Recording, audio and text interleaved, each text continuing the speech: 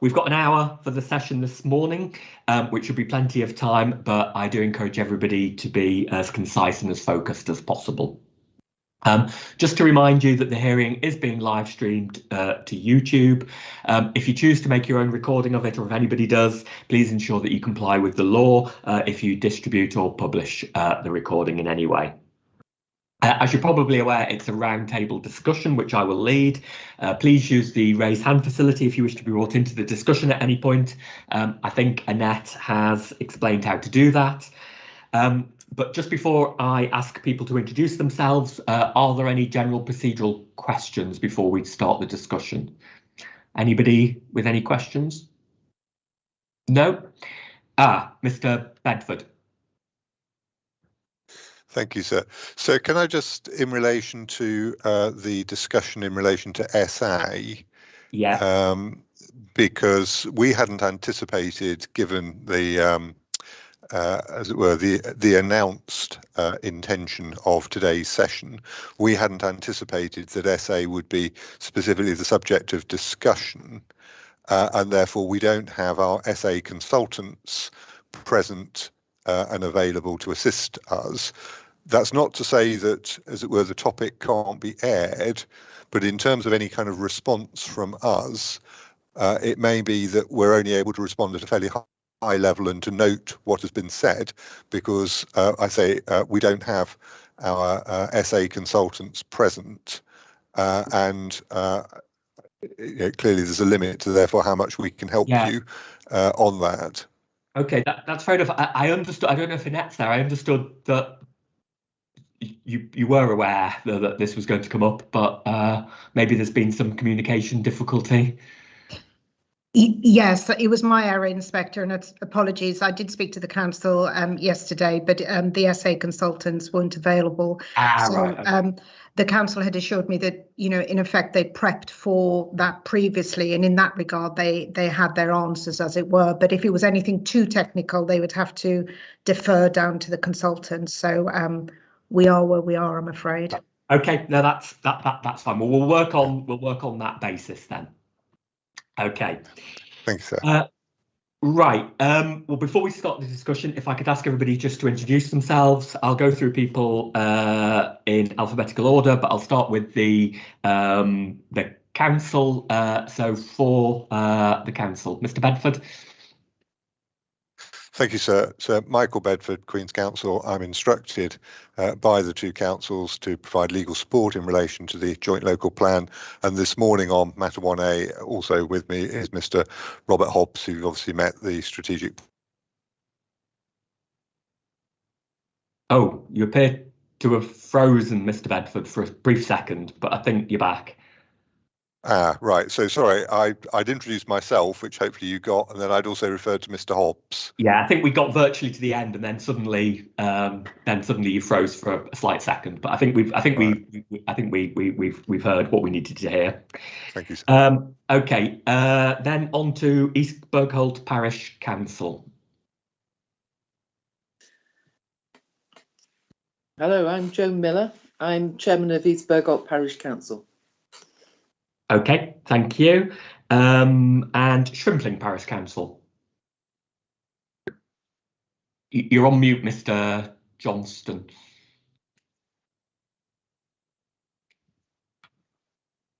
Can you hear me? Can now, yes. Right, thank you, Mr. Rivet. Good morning, my name is Colin Johnston. I'm representing Shrimpling Parish Council.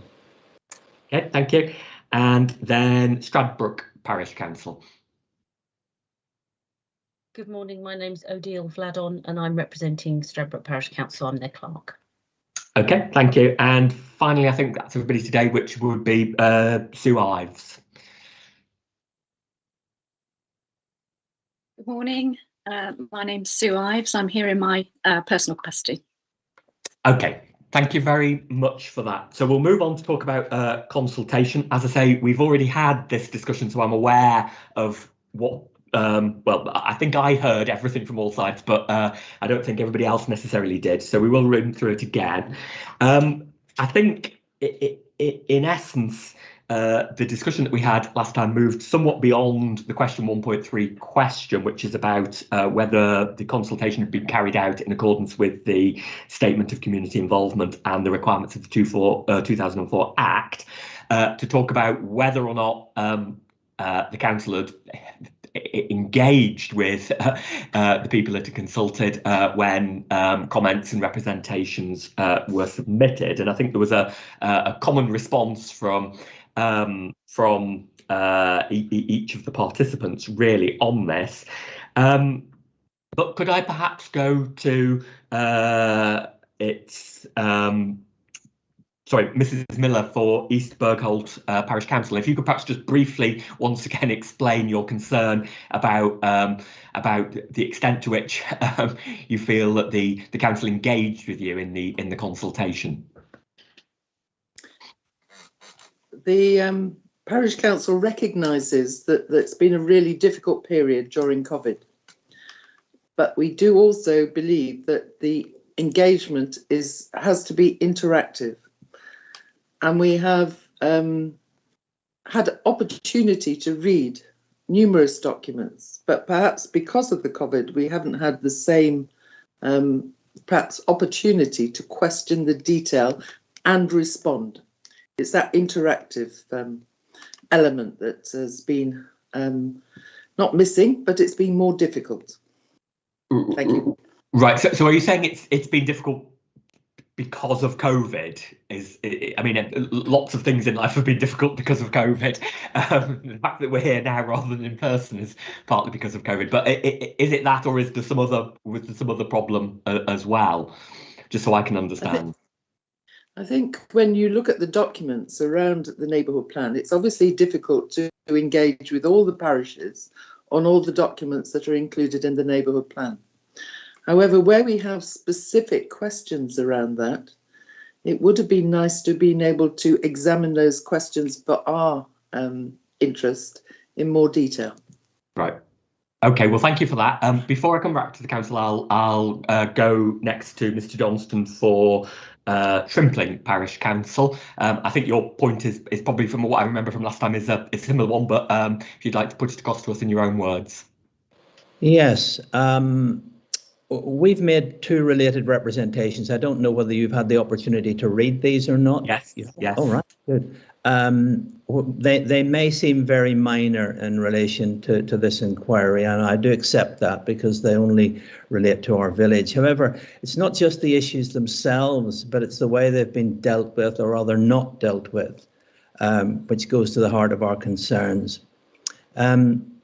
In a Teams meeting on the 7th of December 2020, run by Baber, the officer in charge stated that in compliance with the duty to cooperate, statutory consultees had been involved in the decisions in the final version of the JLP. Now, we contest this in respect of the issues that we put to the council.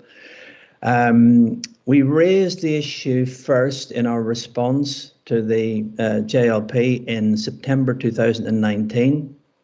Now, we recognise that there must have been a lot of responses coming in, and the council hasn't got limitless resources. We accept that. So we followed up again, as we'd heard nothing. We followed up again with one of the specifics that we were alluding to in our response. We followed up in November 2019. We got no substantive response to this, and we having to push constantly through our councillors to try and get somewhere on this matter. 15 months after our initial letter, we did get a letter, I think, in November 2020, and that did not deal with the issue at all. It merely reiterated what we said our concern was. There was no resolution of that issue. Now, back in 2017, we had a problem with the previous plan. Basically, Baber had redrawn our boundary and they'd done it wrongly. They'd included an area within our village boundary which they shouldn't have had and which would only have benefited developers. So it was clearly a mistake. We drew that to their attention through our councillors. and they rectified it. And we were really pleased with that. That was good engagement, we felt, you know. We really did feel that the council was doing, you know, what we had pointed out to them. In this case, we followed a similar process. We pointed out something which was wrong, patently wrong in the plan, and they refused to deal with it. Right. That's essentially it. So that's our issue in a nutshell. The second issue relates to that, in that the final plan that came out, the pre-submission document, the November 2020 document, suddenly showed us the plan of our village, the boundary of our village, and it was changed to cut out 2 pieces of land. But it was changed without consulting us. We weren't told about that. There was no consultation. It just beggars belief. This is a simple thing, basically, in my view. And in my working life, these things are very easy to resolve. And Baber had resolved the previous issue very, very simply, and they did not do it on this occasion. So we don't feel that we've been consulted. We don't feel that the proper process has been observed.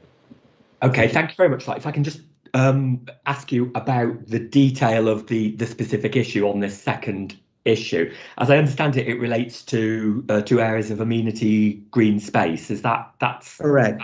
That's correct. Right. Yes. So just so I'm clear, is it the section that was removed from the settlement boundary? Is that one and the same as the 2 areas of amenity green space, or is that a different district? Or it's the same thing, right? The 2 areas of amenity green space were previously are currently designated as AVRAs on the street, and then when we saw the place map in the November 20 document, it had brought the boundary in to exclude those 2 areas, so it run along the line of the street itself. Right. Okay. It's not appropriate to get into the precise detail of that now. We've got 2 matters that are sort of discussing that. One would be matter 9, where we discuss the settlement boundaries of each session. I'm not sure if you're down to attend that, but you would be welcome to come.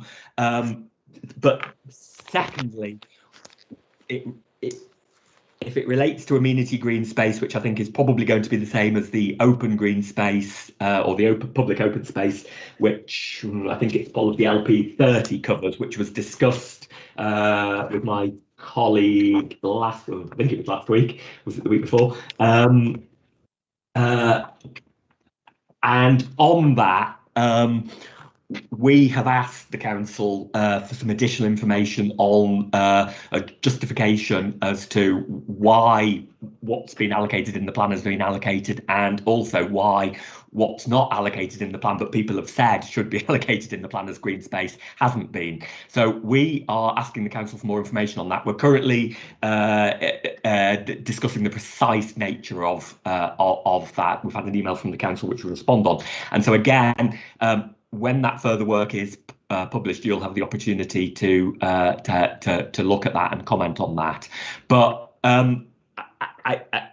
so in terms of the specifics of it, it's not a lost. I mean, I don't want to give you a promise either way, but it's not a lost argument. We will definitely consider these issues, and we would encourage you to come along to the Matter 9 session. But turning now to the council, we've got 2 parish councils here who say, well, we were consulted, we responded, but we think there's a mistake or a significant problem with the plan, and you just haven't listened to us at all. You've not responded. You're not engaged with us. And although we've just got these 2 here today, it's something that, having read a lot of representations, we've read sort of again and again and again, quite unusually, of people saying, well, this is a mistake, but they just haven't listened to us. And they didn't, they're just all, they've consulted us, but they just haven't seemed to have almost read what we've written. Are you able to respond to that, Council? Thank you, sir. So if I perhaps start, and then I'll bring in Mr. Hobbs to help on the specifics.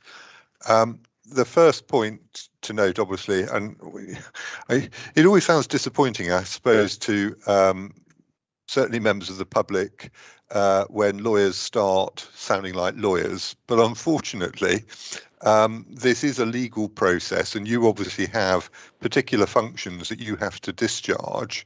Obviously, one of those relates to the question of soundness, and the other relates to the question of regulatory compliance. Have we done what we needed to do to comply with the regulatory framework?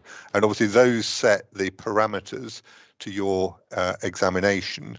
And for whatever reason, Parliament has not chosen, as it were, to appoint you as it were, local plans ombudsman to investigate more widely as to what might be a perfect system of plan making. It's as it were, it's a limited remit. So whilst I say I know it's a legalistic point to take, if I can just start by saying, firstly, nobody has actually raised issues of legal compliance in terms of saying that what we have done has failed to comply either with the 2012 regulations, particularly regulations 18 and 19, or with the 2004 Act, and in particular relation to the duties in relation to the Statement of Community Involvement. So far as as it were, the legalistic response, and I am going to ask Mr. Hobbs to deal with the substance, but it is important that you note the legal position, bearing in mind, as I say, the scope of your remit. Nobody has raised what are in fact genuinely issues of legal compliance. We have provided you with the self-assessment in relation to those regulatory matters. That's document A16. We've also provided you with the consultation statement, regulation 22, that's A06. We have complied with our statement of community involvement, that's A12. So whilst we entirely understand that some people will feel that there should have been more engagement, the only legal issue for you is whether you agree with the assessment the councils have undertaken, or you think, and this is obviously the alternative, which would be a legal issue, if you think that what has been done is a manifest failure to meet the legal obligations, then that would be an issue for you to be concerned about. But if you think, and you may, legitimately people can have different views, you may think it would have been better or preferable, or it would have improved community relations if the council had done this, that, or the other.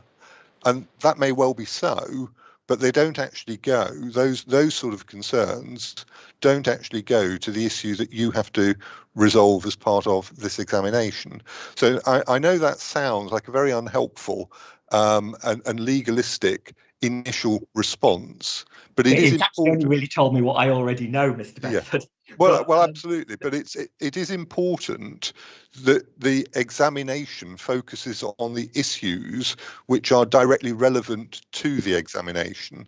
So having said that, and I appreciate you would like to now hear a little bit more about the undercurrent, I will now ask Mr. Hobbs, because we don't accept, as it were, the presentation of matters as put by either Mr. Johnston or Ms. Miller as being a complete narrative of events. And I suspect that's what you'd really like to hear about. It is, Mr. Bedford, yes, it is. Yeah, but I say, I don't want to leave you with any doubt about our position in terms of legal compliance, because we are quite satisfied that there has been legal compliance. So if I now turn to Mr. Hobbs, and he can deal with them, probably take East Bergholt first and then move on to Shimpling Parish Council. Thank you. Yeah, so as I understand it from East Bergholt Parish Council, we've been in communication with East Bergholt over the past 3 to 4 years around a review of the neighbour plan in East Bergholt. They have a made neighbour plan, and we had requests for information, requests for guidance, and we've tried to respond to these requests when they've come in, and to give information to the best of our knowledge at that particular time. For example, in terms of reviewing a made neighbourhood plan, the regulations, there was a bit of delay with the regulations getting produced in 2018. So we advised them of those changes when they came in. We also advised that there was another group in Mid Suffolk doing a review of a neighbourhood plan, so they could engage with them.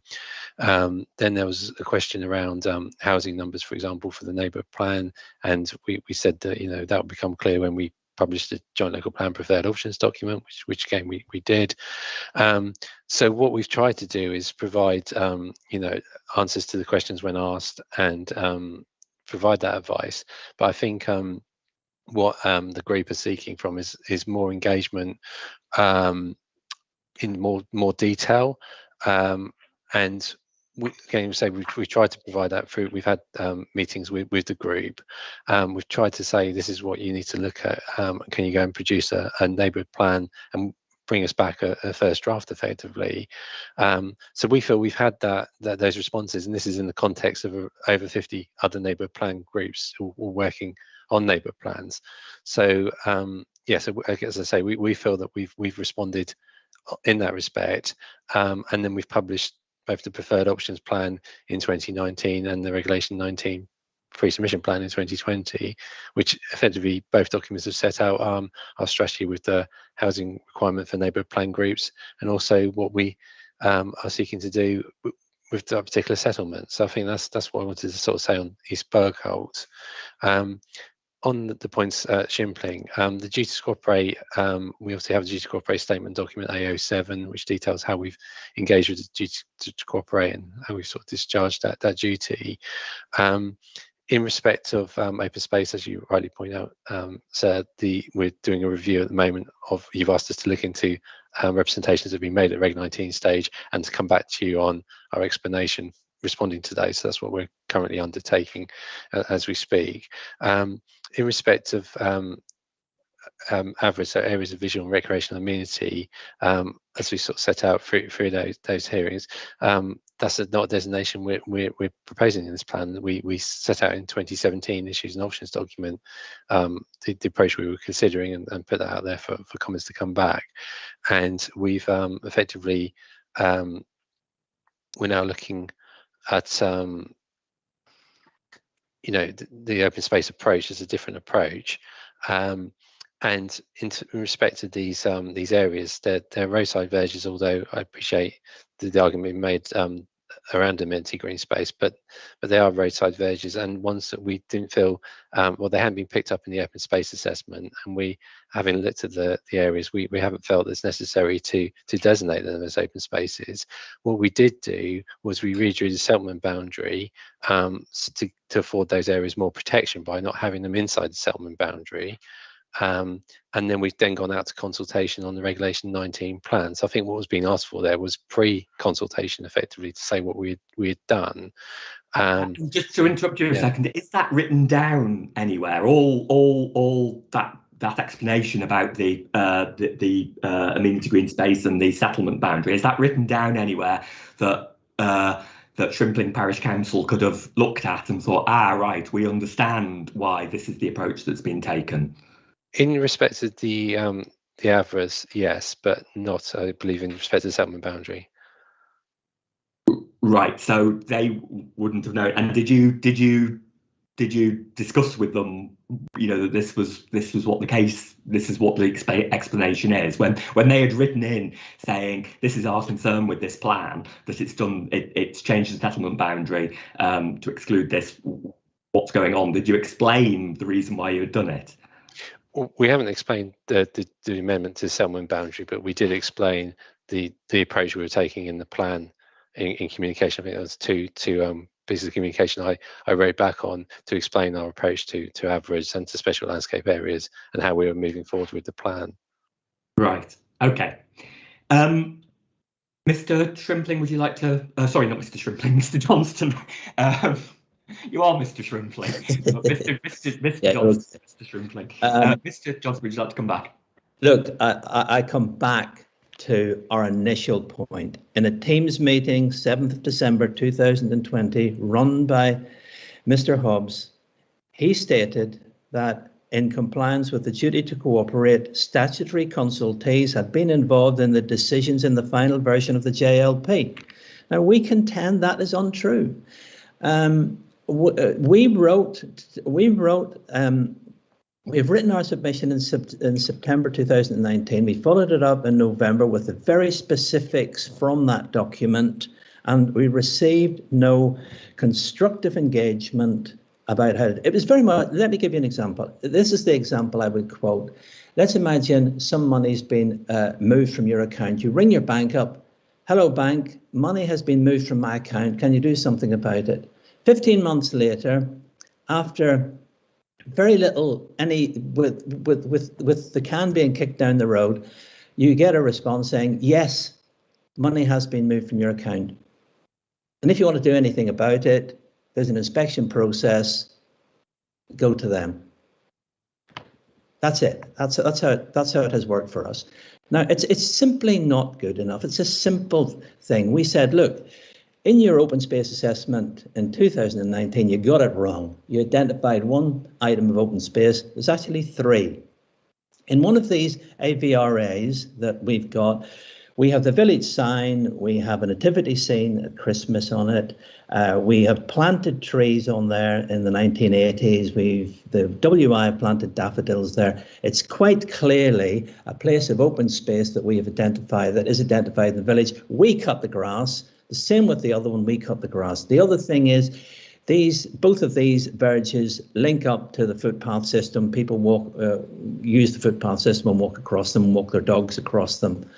The thing you'll see at Shimpling is there are no footways. So these large areas of open space or large areas of verge are quite useful in walking along and quite safe areas to use. So we're really at a loss here. You know, none of this that's Mr. Hobbs can talk about. There was detail in the previous consultation, so on. Actually, there was no engagement with us on the specifics of the issue, which would have put this whole thing to bed. Right. You know, it would have been easily addressed, very, very easily addressed, because I had to deal with this in my working life. This is what I dealt with day in, day out. And the golden rule was dead simple. It was engage, resolve, get the evidence, make sure the customer goes away satisfied, resolve it to the satisfaction of everybody. And this was done. Okay, thank you very much for that. I think I don't want to get into the specific issue of the verge today, but I do encourage you to attend the relevant Matter 9 session. Off the top of my head, I can't remember the date of it, but Annette will let you know, and we can discuss the issue there. And as I say, also, hopefully this additional work that the council is going to do will help explain their position, and then I can consider, my colleague and I can consider whether or not it is a sound position. Okay, so thank you for that, but I'd just like to come back to Mrs. Miller. Have you got a response from East Bergholt? Yes, thank you. I think Rob Hobbs is correct in as much as BABER have worked with us on specific elements of our neighbourhood plan, and they've worked quite intensively on areas such as tourism, conservation area, housing allocation sites, the processes for those. What we were asking for was an overview of what strategies, what policies were missing from our neighbourhood plan. We're at this stage of reviewing it. And in the light of the joint local plan, the new joint local plan, we were asking for a conversation that would help us to identify where we were missing policies in our local plan that would support the new joint local plan. So we're looking for much more of guidance than we were looking. We are grateful, very grateful for the detail, but we're looking for the overall strategic guidance on the neighbourhood plan. And that we felt was missing and has been missing. We've had conversations through our consultancy ACOM, who have also found it difficult to get responses from BABER on this point. And if I give you one example as where that may have detracted from the work we're doing locally, it was very interesting listening to the environmental hearings on the joint local plan. But it was quite interesting also to discover that East Bergholt has a large gap in amenity land. It's a big and significant issue for us, apparently, according to the Labour documents, the Baber documents. And if we look in the hundreds of evidence documents, there indeed is the evidence that we should have spotted. It would have been helpful to have been pointed in that direction. That's all I'm saying. There's a lot of good work that we have done with Baber, and Baber have done for us and with us. But there's, at this strategic level, we don't seem to be in the same position on partnership. Thank you. Okay, thank you both for that. I think we'll be hearing from you both again on some of the specifics that you've got concerns about, but thank you for raising those points. If we can move on then to talk about the sustainability appraisal aspects of the intensive poultry farming matters. I mean, a sort of headline, there's a number of concerns from both Stradbroke Parish Council and Mrs Ives in relation to this matter and the SA. A headline one, which I think I probably know the answer to from the council, but just so I can clear this up, is that the wrong site was appraised 76 hectares when it should be 140 hectares. Can the council just confirm the situation on that, just so I understand that once and for all? I think I already understand it, but just so I can understand. Thank you, sir. I'll ask Mr Hobbs to comment on the detail. My understanding is that there is the total site area, but because it's a part developed site, there's also a smaller area which is, as it were, forthcoming capacity, and that's why there's a difference between the two figures. Right. Okay. So the 76 hectares, the 140 hectares is like the whole site. The 76 hectares is the area of land that is yet to be developed. Perhaps if I can come in there, sir. So 140 hectares is the total, and we were saying the net developable area was 64 hectares. Oh, right. Yes. Yeah, I remember that. There was a lower figure. A lower figure. Right. Okay. Can I just say a couple more things? Yeah. So the full site area has been appraised, but the cumulative impacts, the cumulative effects assessment refers to the development of 64 hectare site, because a lot of it was sort of already existing use. Right. Okay. And just so I understand, in terms of the sustainability appraisal, you appraise this as to what the plan is setting it out for, which is general industry. Is that's right? It was appraised as general industry. So if Mrs Ives and the parish council were looking for details of intensive poultry farming, that's not, and what the implications of that would be, that's not going to be there, because that's not what the plan itself is directly allocating or promoting. That's not to say that that doesn't come as a specific proposal from what the planning is allocated. Is that right? Am I right in understanding that as well? So that it was appraised as general industry. Yeah. Yes. Right. And just so furthermore, so if, and again, understand that the from having what I've read and watched of the other hearing sessions that have already gone on where this has been touched on, is that the existing I think it's the Cranswick factory, isn't it, that is the one that's being talked about, that has a proposal to expand. That's in effect what is being talked about, that would require planning permission, and as part of that planning permission, you won't be able to answer it definitively because you won't know, but is it the City Council, is it likely that would need an environmental appraisal as part of that planning application, potentially, depending on what it was? But if it was a large poultry intensive poultry farm, is that likely that would be needed as a planning application stage? Well, I think one would have to say, given that you've got an as yet unmade planning application, and the council clearly can't fetter its discretion as to what it says about that. But quite clearly there would be a need for, at the very least, a screening process to consider that question and having regard to any likely environmental impacts.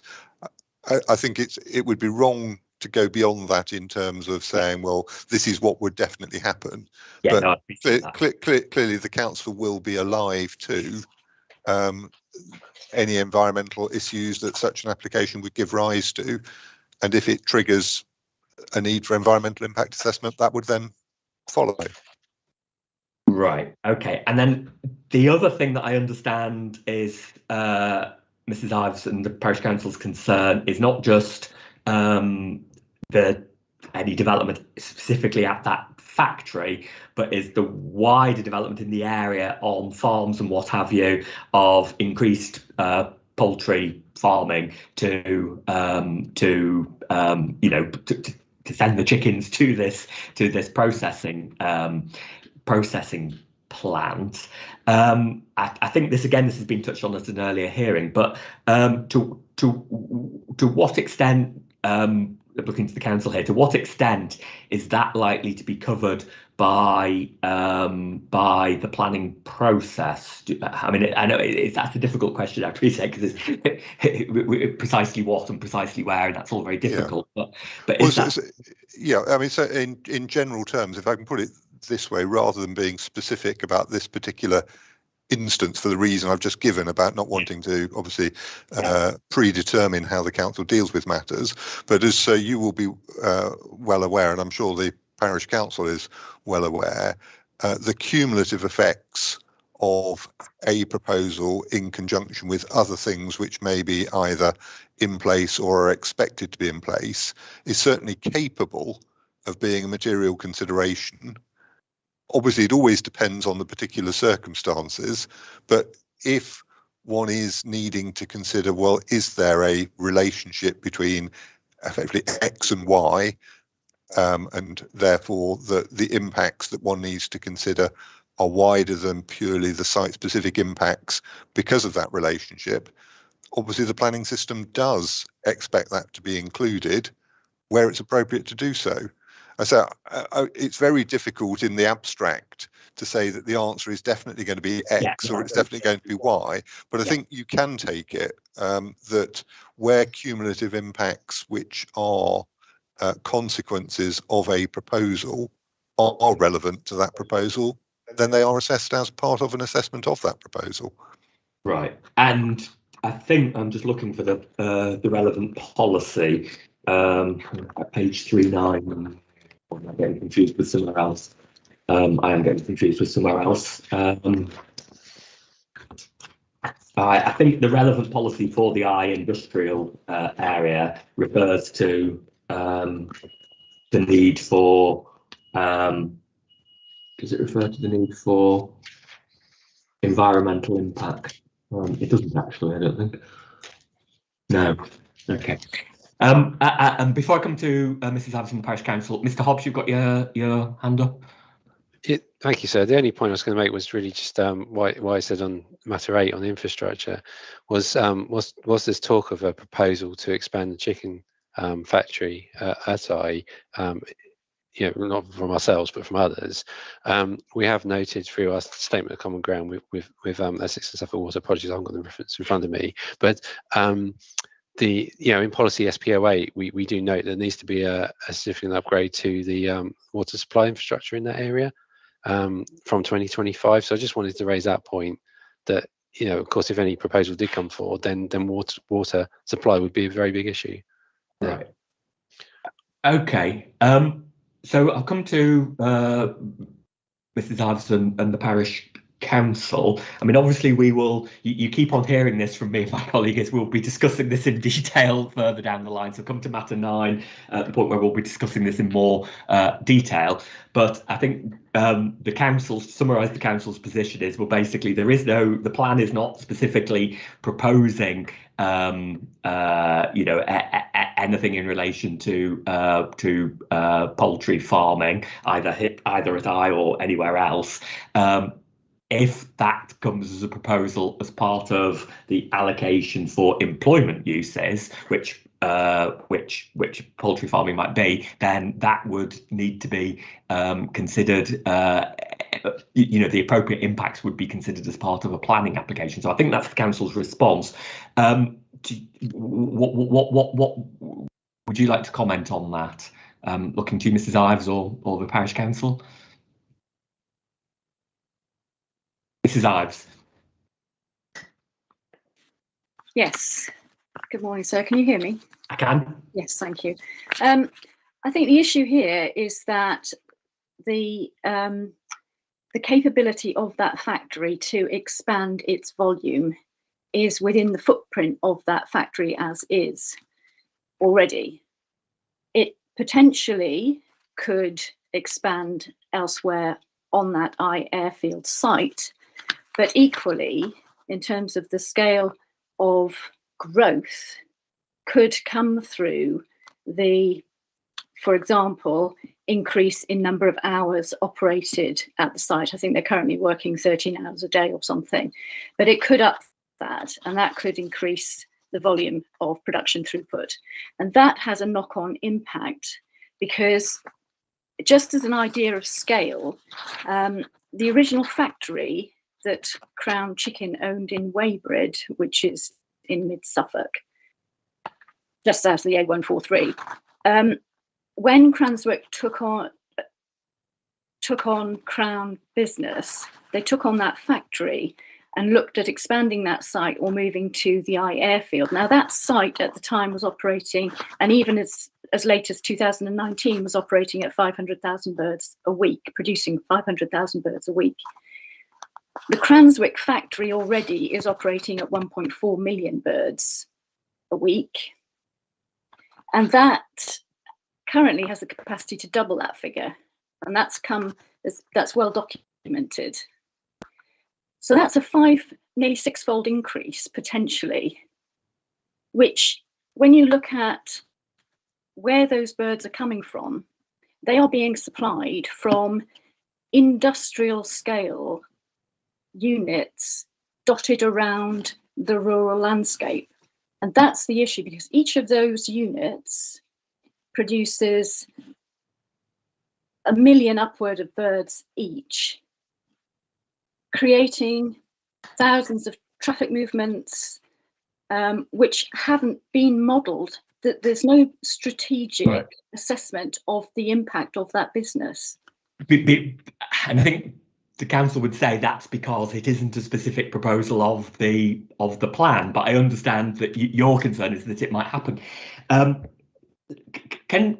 turn this around, how, and we are only talking about the sustainability appraisal, but at this stage, and we'll come on to it again in matter 9, but just to cut through this, I mean, in effect, what would you like the plan to say? The plan doesn't mention anything about poultry farming. You know, it's not saying we encourage or we promote poultry farming. What would you like? I mean, I'm thinking that what you would probably like the plan to say, not that I'm suggesting this is necessarily appropriate and it's for the council to consider, but you would like the plan to say, you know, in relation to land at Eye, there will be no expansion of poultry farming. Is that in effect what you would like it to say? I'm just trying to understand what it is you want, and what, because I can only alter the plan. I can't consider planning applications down the line or anything like that. I can only alter what's in the plan. Is that in effect what you're looking for the plan to say? No. Right. I think the issue here is where these units are to be placed, and that the policies, and we touched on this in matter 7 with the environmental policies, where we came away from that session with the council to review, I think it was LP 24 and LP 22, to look at possibly combining those two. And I think that essentially the policies in the plan have to focus on all of the issues that we've raised in each of our submissions. Right, okay. Is that clear? Is it? Yeah, yes. So sorry, it is. So and again, so it is significantly the what happens on farms around the area that is as much of the concern as it is at Cranswick itself, at the Cranswick site itself. Is that right? Absolutely. Yeah. And I think that is the issue, because Right. the policy needs to have control of where these units are placed, insofar as the policy also looks at not just the cumulative effect, but the in combination effect of these units. Right. Okay. Thank you for that. Parish Council, Mrs. Flayden. Yeah, I just wanted to, you asked a question. You said that the policy hasn't got it. Why not? I've written, well, why not? Why does this joint local plan, despite everything that we have said over the last 2 years, not include specific policies to manage the supply chain for the largest chicken processing unit in Europe? Right. Okay. Can I put that? I'll put that point to the council. The plan is at the moment silent on this. Why, if it is a significant issue, why is the plan silent on it? Why is it not sort of specifically addressing it? I think, first of all, we would say that the framework of the policies taken as a whole do provide adequate means to allow this type of development to be considered if it comes forward. So, I mean, we're very happy, and obviously some of the points have already been aired in some of the earlier sessions, to look again at some of the detail of some of the wording of the policies to see whether they need to be tighter or more clear as to what they catch. But I don't think we feel that you need to have a suite of policies, as it were, industry by industry to each individual proposal, so long as one is content that the issues that will come up are capable of being picked up by the policies. Obviously, that's a matter that you rightly will be looking at. And obviously, as a matter of whether there's a need in terms of main modifications to tighten any of the policies, again, is a matter you will be looking at. But I think in terms of basic approach, we haven't favoured the approach of having, as it were, individual policies for each individual type of employment activity that could come forward. So that's the general. And then I see Mr. Hobbs probably want to comment more on the specifics. Okay, Mr. Hobbs. Yeah, thank you. Yeah, I don't think that's right to say that we haven't listened to consultation responses, because we've introduced policy LP 24 for that very reason, to address agricultural uses and rural buildings in the countryside. And I appreciate under matter 7 we discussed that we need to go away and relook at the wording, but that introduction of that policy was in response to consultation. Can I just come back on that? During matter 7, Suffolk County Council made it clear about waste management that it is the local planning authority's responsibility to ensure that there are facilities to dispose of the waste management. And we pointed out, and I'm sure it's going to change, that LP 22 talks about equestrian and the waste management for that. Whereas, so the impression that was given is that they are more concerned about horse poo than chicken poo, if I'm going to be brutally honest. And there's a lot less horse poo than there is chicken poo going to be generated.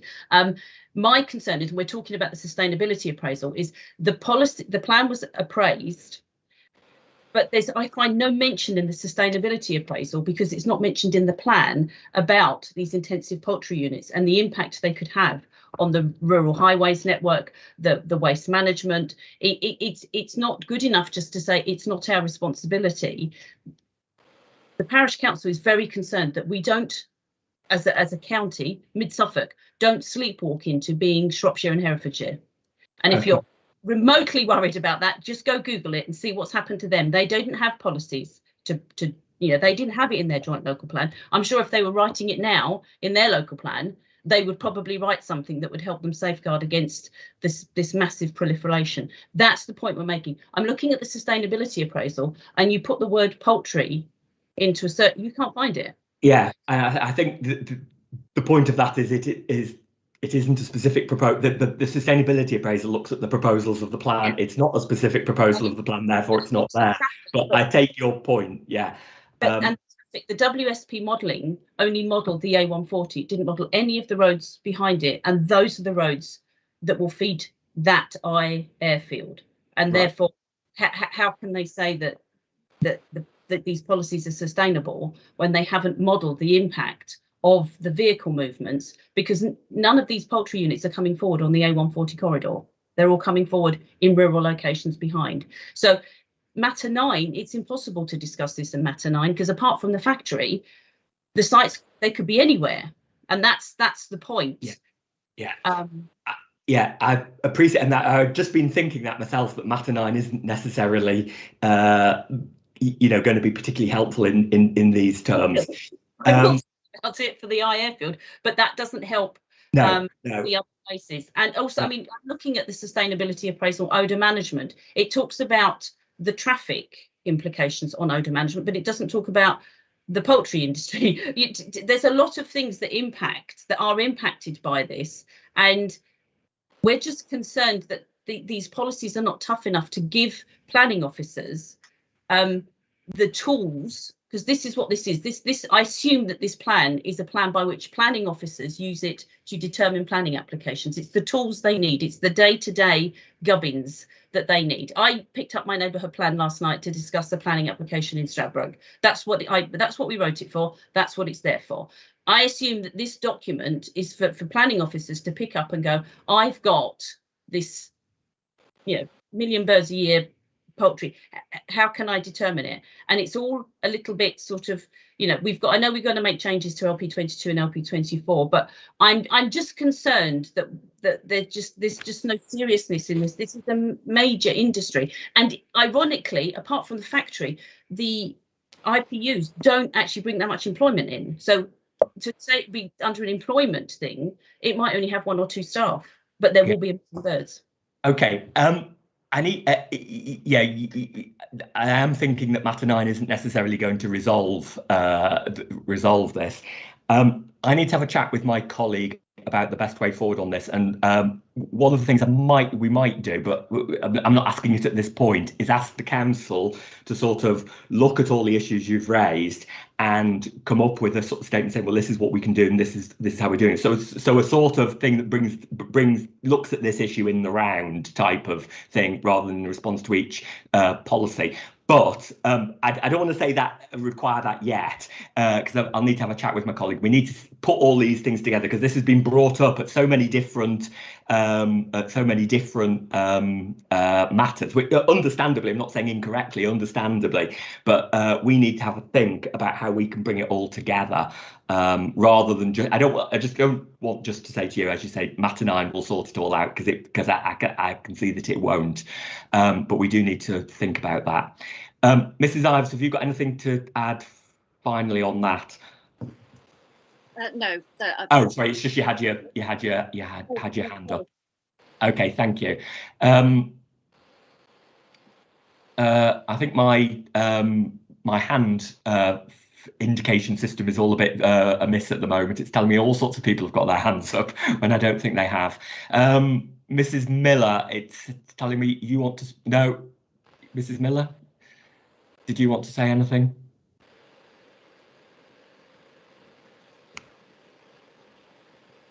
I think not. And Mr. Hobbs, you're telling me that you want to speak, which I don't think you do you? No. Okay. Some glitch with the IT. I think it stuck at about 10 minutes ago. Right. Okay. Well, thank you very much for that. Further things to discuss at future sessions, mostly Matter 9, and also, as I say, my colleague and I will have a discussion and have a think about how what we need in relation to the intensive poultry farming issue, and whether it's something that council can provide and what that is. But we'll talk about that and come back to you. But otherwise, thank you very much for your participation today. Mr. Johnston, do speak to Annette about Matter 9.